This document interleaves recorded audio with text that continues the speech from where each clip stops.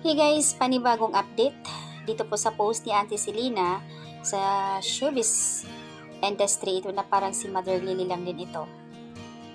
Ito po ay mayroon siyang something mensahe para kay Paulo Abilino.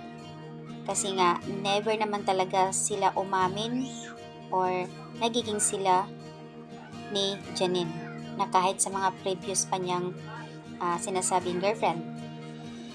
Ayon dito kay Miss Auntie Selena, nakakaloka si Paulo sa sobrang private person which is choice naman niya. Na sa sobrang private niya, may speculations na naghiwalayan with Janine Gutierrez. Pero na parang never naman sila umamin. I think nagiging sila.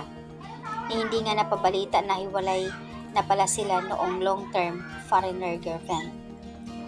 Non-showbiz si Jody noon, Tarasik. No need na mag-public statement pa kasi hindi naman siya artista, non-showbiz.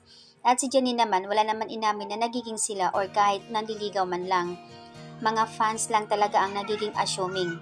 Oo, love team sila kasi may mga teleserye sila at mayroon din silang movie. Pero never silang umamin.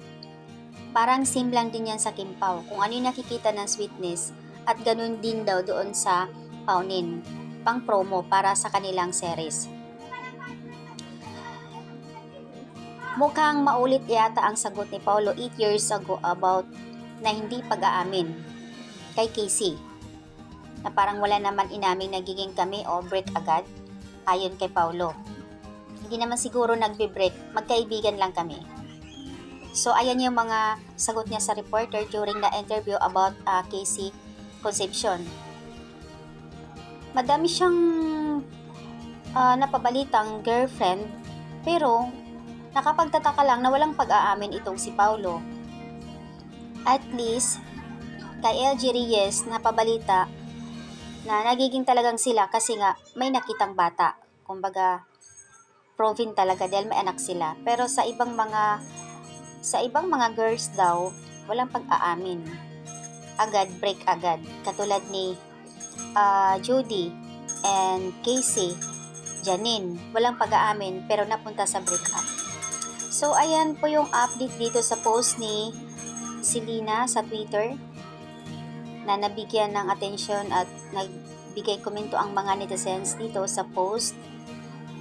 I agree ever since Paulo has always been a very private person that even his family here in Baguio, ganun din sila. And my dad was able to meet Pau Ma'am sa isang seminar. Napakasimple lang, hindi siya talakera pero very warm and approachable. So, ang ganda ng comment ng isang netizens dito about family ni Paulo Abilino. So, ayan po yung update. Very simply and kind, humble, very intelligent. Wag na kasi silang pagpipilitan.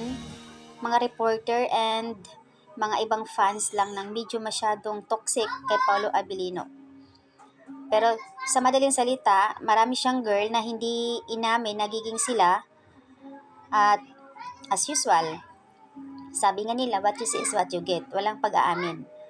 Ang ending is hiwalay pero walang pag-aamin nagiging sila. Very private person lang talaga itong si Paulo.